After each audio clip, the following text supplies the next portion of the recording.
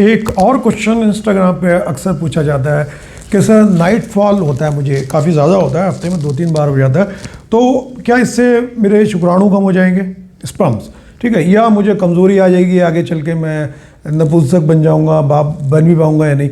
तो मैं बताना चाहता हूँ कि देखिए, ये जो आपके जो नाइट फॉल हो रहा है ये एक नेचुरल प्रोसेस है, ठीक है। इससे ना आपको वीकनेस आएगी कभी, ना आपकी स्पर्म काउंट कम होगी। स्पर्म कोई ऐसा थोड़ी है कि अभी स्टोर हुए हैं, वो लिमिटेड है और वो निकल गए आपके, वो नाइट में निकले या सेक्स से निकले, मास्टरबेशन से निकले, तो वो दोबारा बनेंगे नहीं। वो तो जितने निकल रहे हैं उतने फिर बन रहे हैं। ये तो एक साइकिल चलती रहेगी लाइफ टाइम, जब तक आप बिल्कुल ही बूढ़े ना हो जाएं, लगभग 65 साल तक, ठीक है। तो ये साइकिल चलती रहेगी, आप जवान रहेंगे।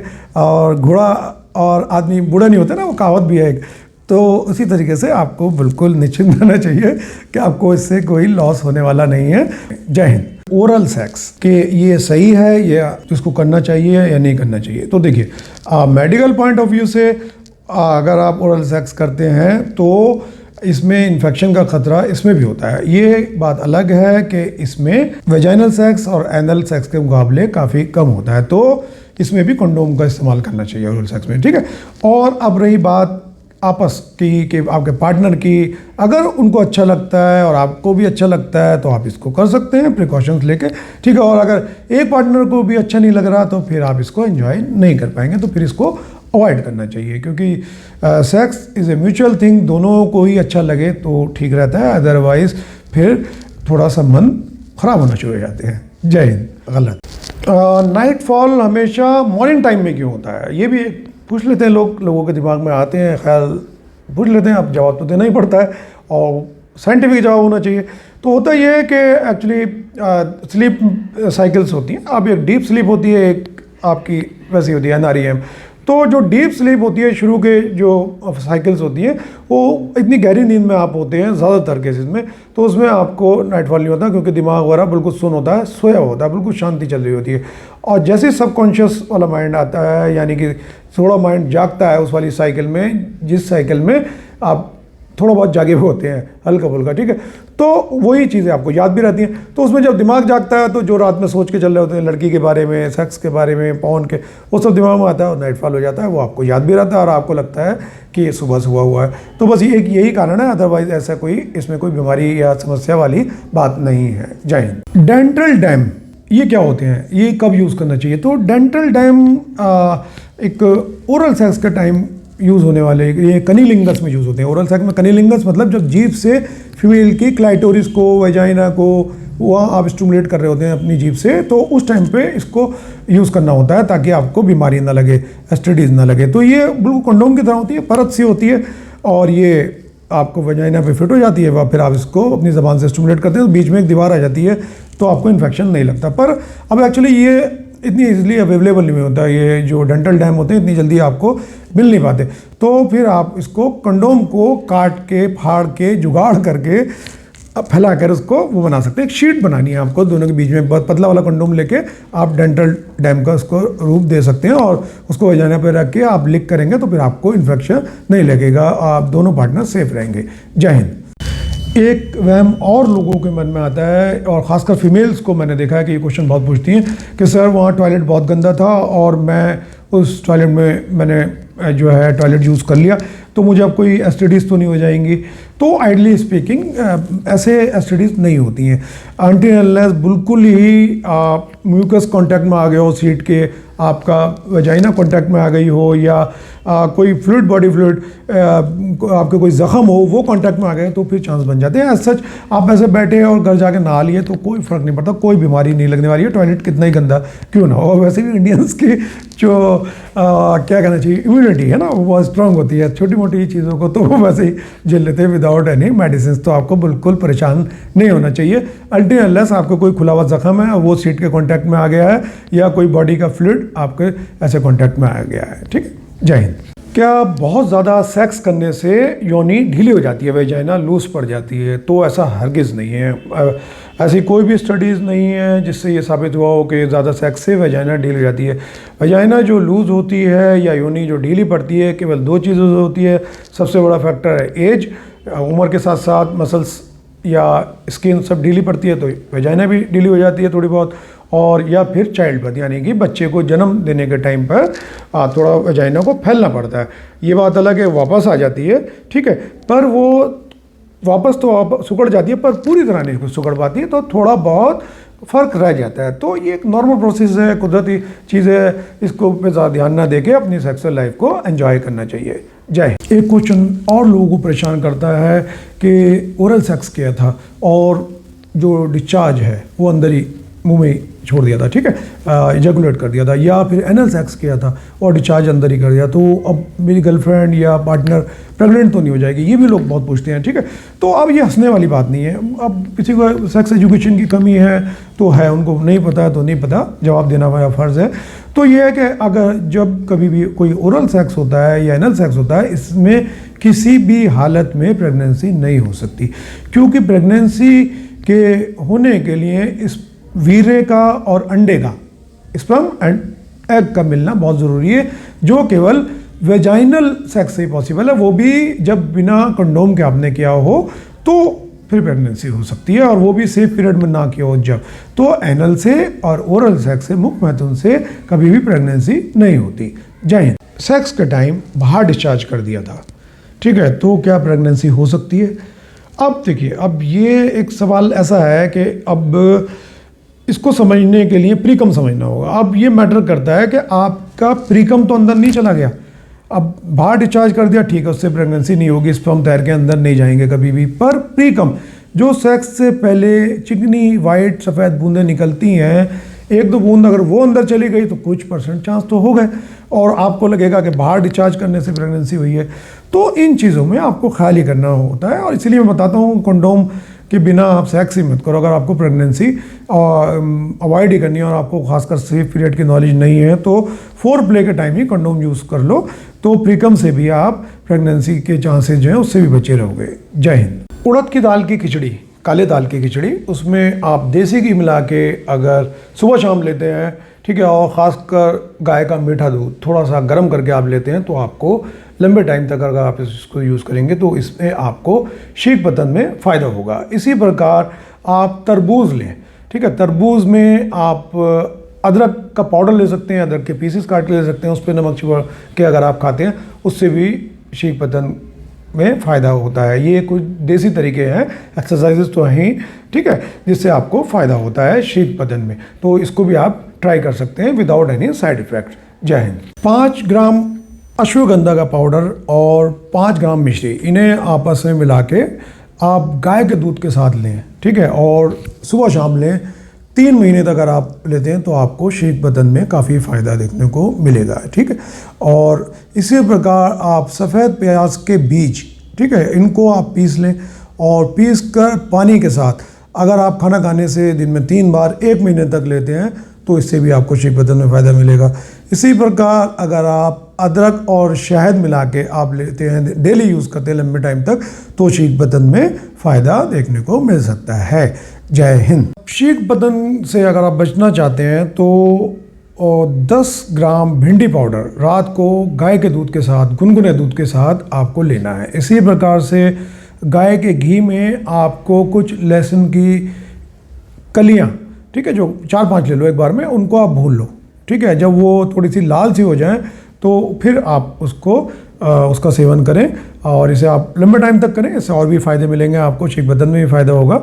इसी प्रकार से आप बादाम को भिगोकर उसको भी गाय के दूध के साथ ले सकते हैं, या बादाम का पाउडर बना के गाय के दूध के साथ लेंगे तो शीत पतन में फ़ायदा मिलेगा। ये कुछ ऐसी रेमेडीज़ हैं जो हल्के फुल्के शीत पतन अगर आपको हो रहा है तो बिना साइड इफ़ेक्ट के आपको बहुत अच्छा रिस्पॉन्स देती हैं, ठीक है।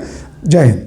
अगर आप इरेक्टाइल डिसफंक्शन का नेचुरल इलाज चाहते हैं बिना किसी दवाई के, ठीक है, यानी कि आपको तनाव की कमी हो रही है और आप चाहते हैं कि ये चीज़ आपको बिना दवाई के ठीक हो जाए, तो आपको एक मिश्रण बनाना होगा।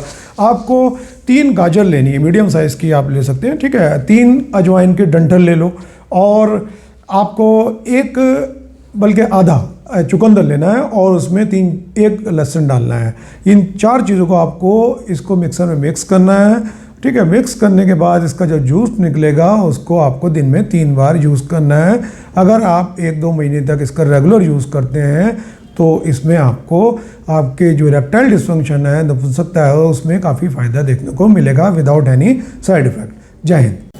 इरेक्टाइल डिस्फंक्शन के नेचुरल इलाज में आप अदरक और शहद में एक अंडा, उबला हुआ अंडा अगर आप रात में लेते हैं तो ये भी आपको फ़ायदा करता है। अनार का जूस, इसमें एंटीऑक्सीडेंट होते हैं, वो नाइट्रिक ऑक्साइड बढ़ाता है शरीर में, जिससे कि आपके ब्लड फ्लो बढ़ती है पेनिस की, उससे काफ़ी फ़ायदा होता है। या फिर आप एक गिलास गाय के दूध में, कोसे दूध में 2 चम्मच गाजर का पेस्ट है ना, गाजरों का पेस्ट, उसको मिक्स करके लेते हैं तो इससे भी आपको इरेक्टाइल डिस्फंक्शन में काफ़ी हेल्प मिलती है। तो ये वो जो चीज़ें हैं जो घरेलू हैं और इससे आपको कोई साइड इफ़ेक्ट नहीं होता।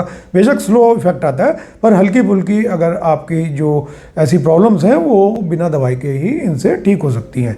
जय हिंद। सफ़ेद प्याज का भी इरेक्टाइल डिस्फंक्शन में या नपुंसकता में, स्तंभ दोष में, उसके इलाज में काफ़ी रोल होता है। तो इसको लेने का तरीका ये होता है कि आप ये प्याज को, सफ़ेद प्याज को आप बारीक बारीक काट के अगर सफ़ेद मक्खन में भून लेते हैं और दिन में 2-3 बार यूज़ करते हैं खाना खाने से पहले, ठीक है, और लंबे टाइम तक, कम से कम 2 से 3 महीने, तो उससे आपको काफ़ी हेल्प मिलती है। या दूसरा तरीका सफ़ेद प्याज लेने का ये होता है कि एक सफ़ेद प्याज काट ली, उसको आधे कप पानी में भिगो दिया, ठीक है, और जब वो 10-15 मिनट भीग जाए या आधा घंटा भीग जाए तो उस पानी को आपको सेवन करना होता है खाना खाने से पहले, दिन में 3 बार। ये भी लंबे टाइम तक आपको यूज़ करना है, तो इससे भी आपको इरेक्टाइल डिस्फंक्शन में हेल्प मिलती है। हकीम जी ने बताया है कि पेट की गर्मी, जो पेट खराब रहता है, इस कारण नपुंसकता हो रही है। अब ये ऐसा भी लोग बताते हैं। तो अब पेट की गर्मी और इसका क्या संबंध है, ये समझ लीजिए आप। तो पेट की गर्मी यानी कि पेट खराब होना, बार बार टॉयलेट जाना, कुछ खाते ही टॉयलेट जाना, कुछ पेट में ऐंठन होना, दर्द होना, ठीक है, खाया पिया नहीं लगना, तो ये निशानी होती है इरिटेबल बाउल सिंड्रोम की, जो कि एंजाइटी की वजह से होता है, यानी कि टेंशन की वजह से, दिमाग में कोई भी टेंशन हो। और erectile dysfunction, psychogenic erectile dysfunction, वो भी टेंशन की वजह से होता है, यानी कि लिंग में जो तनाव की कमी, नेगेटिव सोच के कारण, डिप्रेशन के कारण और या मेंटल स्ट्रेस के कारण जो होती है। तो दोनों चीज़ों का लिंक ये हो गया कि नीम हकीम इसको इस चीज़ तरीके से आपस में जोड़ देते हैं, जबकि इसका डायरेक्ट कोई लिंक नहीं है। जय हिंद। अगर आपने बहुत दिनों तक सेक्स नहीं किया है, मास्टरबेशन नहीं किया है, आप अपने पार्टनर से काफ़ी दूर हो, काफ़ी दिनों बाद मिल रहे हो और कोई सेक्सुअल एक्टिविटी नहीं रही है, और उस टाइम आप मिलते हो, तो आपको शीघ्र पतन होने के या जल्दी डिस्चार्ज होने के बहुत ज़्यादा चांस होते हैं। उसके कारण ये होता है कि शरीर में उस टाइम सेक्स की गर्मी या ओवर एक्साइटमेंट है ना, सेक्सुअल एक्साइटमेंट बहुत ज़्यादा होता है। तो कब से प्रोग्राम बन रहा होता है कि मिलेंगे, ये करेंगे, वो करेंगे, ठीक है। तो जैसे ही आप मिलते हो या छूते हो, टच करते हो या सेक्स की शुरुआत ही करते हो या फोर प्ले में डिस्चार्ज हो जाता है, तो ये कोई बीमारी नहीं है, ठीक है, ये ओवर एक्साइटमेंट के कारण हुआ है। ये चीज़ आप उससे बार बार मिलोगे या दोबारा ट्राई करोगे तो ये चीज़ ख़त्म हो जाएगी। तो इसके लिए किसी इलाज की ज़रूरत नहीं होती, और ये शीघ्र पतन, आइडली स्पीकिंग, ये शीघ्र पतन है भी नहीं। जय हिंद। कौन सी पोजीशन बेस्ट होती है, सेक्सुअल पोजीशन कौन सी बेस्ट होती है? तो अब इसका जवाब ये है कि कोई भी पोजीशन बेस्ट हो सकती है, कोई भी अच्छी हो सकती है। वो डिपेंड करता है आप दोनों पार्टनर की चॉइस पे, पसंद पे, किसको क्या पसंद आ रहा है, ठीक है। वही पोजीशन बेस्ट है जो दोनों को सूट करे, जिसमें दोनों का कंफर्ट हो, दोनों को तकलीफ ना हो, दोनों उसको एंजॉय करें, ठीक है।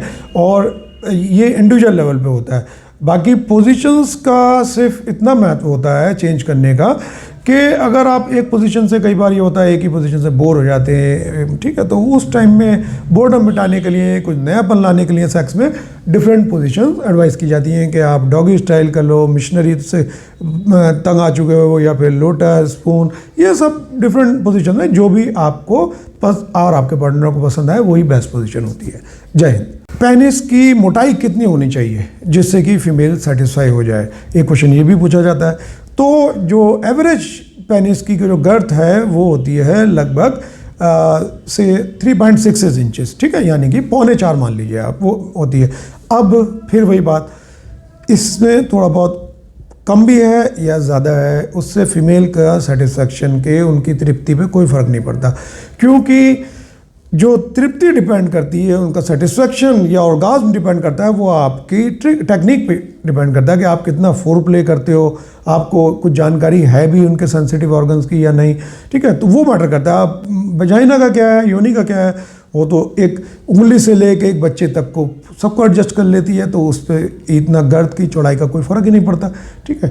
तो आपको इस चीज़ पे इतना ज़्यादा ध्यान ना देके फोर प्ले पे ज़्यादा फोकस करना चाहिए, जो सेक्स से पहले की एक्टिविटीज़ होती हैं। जय हिंद। कुछ लोग शादी से पहले अपने आप को टेस्ट करने के लिए कि वो सेक्सुअली फिट है या नहीं, कोई प्रॉब्लम तो नहीं होगी शादी में या सुहागरात को, तो क्यों ना बाहर चेक कर लेते हैं। तो वो चेक करने पहुंच जाते हैं किसी प्रोस्टिट्यूट के पास या कॉल गर्ल के पास, और जो होना है वो अब क्या हो सकता है, अब ये है कि फेल होना ही है। उसके पीछे कारण ये है कि जो वहाँ का माहौल होता है, प्रोस्टिट्यूट के साथ आप फर्स्ट टाइम मिल रहे हैं, एक एंजाइटी होती है, घबराहट होती है, टेंशन होती है। वहाँ का माहौल, प्रोस्टिट्यूट का बिहेवियर, उसको जल्दी निपटाना होता है, और फिर दूसरे लोग भी वेट कर रहे होते हैं, उसको तो सिर्फ पैसों से मतलब होता है, ठीक है। तो वहाँ आपके फेल होने के बहुत ज़्यादा चांस होते हैं। तो इस जल्दबाजी में आपको या तो इरेक्शन ही नहीं आएगा, या फिर आपका डिस्चार्ज बहुत जल्दी हो जाएगा, फिर आप वहम में पड़ के अपने आप को कोई ना कोई बीमारी में डाल लेंगे। तो इससे बढ़िया ये है कि आप कोई ऐसी जगह टेस्ट वगैरह ना करें। आप फिट हैं तो फिट हैं, ठीक है, और इसके लिए कोई भी ऐसी टेस्टिंग की ज़रूरत नहीं होती। जय हिंद। अक्सर जो मेल पार्टनर होते हैं शादीशुदा, खासकर उनको ये शिकायत होती है कि उनकी फीमेल पार्टनर, उनकी वाइफ कोऑपरेट नहीं करती, उनको सेक्स में मज़ा नहीं आता, उनका मन नहीं होता, ज़बरदस्ती करना पड़ता है, ठीक है। तो अब उसके पीछे कारण क्या है? अब सबसे बड़ा कारण ये होता है कि फीमेल को जो है सेक्स से ज़्यादा रोमांस में इंटरेस्ट होता है, यानी कि प्यार चाहिए होता है फीमेल को, प्यार भरी बातें करे, कोई उनको सहलाए, उनको चूमे, बहुत देर तक बातें करे, फिर कुछ ट्राई करे, यानी कि it's a part of four play का। और आदमियों की जो टेंडेंसी होती है वो होती है, उन्हें जो मज़ा आता है वो सेक्स में आता है, या पेनिट्रेशन में, या डिस्चार्ज में सबसे ज़्यादा मज़ा आता है। उनकी बस ये कोशिश होती है कि बस किसी तरीके से पेनिट्रेशन हो जाए, सेक्स हो जाए और डिस्चार्ज हो जाए। तो इसी कारण से ज़्यादातर फीमेल का इस कार्य में इंटरेस्ट नहीं रहता, और बार बार खासकर जब ऐसा हो रहा होता है तो वो इंटरेस्ट और कम हो जाता है, वो बोर हो जाती हैं। तो इसके लिए फिर और वीडियोज़ हैं, उन्हें आप चेक कीजिएगा। जय हिंद। सुहागरात में फीमेल पार्टनर को थोड़ा बहुत या ज़्यादा भी दर्द हो सकता है, वो कि या तो लुब्रिकेशन की कमी, आप जाते ही शुरू हो गए, कोई एक्साइटमेंट नहीं, फोर प्ले नहीं, घर्षण ज़्यादा होगा तो फीमेल को दर्द हो सकता है। पहली बार हो रहा होता है तो टेंशन होती है, तो वैसे ही फीमेल की मांसपेशियां डर के कारण सुगड़ जाती हैं पेल्विक एरिया की, तो फिर वो एरिया बहुत टाइट हो जाता है, ठीक है। या कोई पीरियड का टाइम चल रहा हो, पीरियड आने वाला हो, तो उस टाइम दर्द हो सकता है, या कोई अंदर इन्फेक्शन हो। इसी तरीके से अब ब्लीडिंग फर्स्ट नाइट को होना बिल्कुल भी ज़रूरी नहीं है। अब आप ये क्राइटेरिया नहीं बना लीजिएगा कि पहली नाइट को ब्लीडिंग होना ज़रूरी है, क्योंकि ज़रूरी नहीं कि हाइमन सिर्फ सेक्सुअल इंटरकोर्स से ही टूटती है। वो बचपन में स्पोर्ट्स से, हॉर्स राइडिंग से, कबड्डी, खो खो, किसी भी उछल कूद से झिल्ली रप्चर हो सकती है। तो ब्लीडिंग होना बिल्कुल भी ज़रूरी नहीं है। जय हिंद।